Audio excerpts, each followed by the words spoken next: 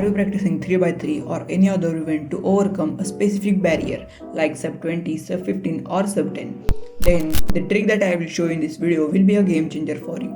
I am a sub 15 cuber and I average low 13 seconds, but with the trick I can get some sub 13 average of 100 sessions. So without wasting more time, let's see what it is.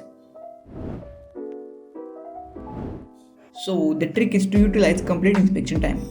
We all agree that we are not max spark or timer to inspect single or double X cross in just couple of seconds, but it is not impossible to do so. All we need is practice, but your practice is useless if you are doing it wrong. If you have to overcome any specific barrier, as I said before, you have to record your solves and replay them to see what is wrong with them. But in this video, I am talking about utilizing our inspection time.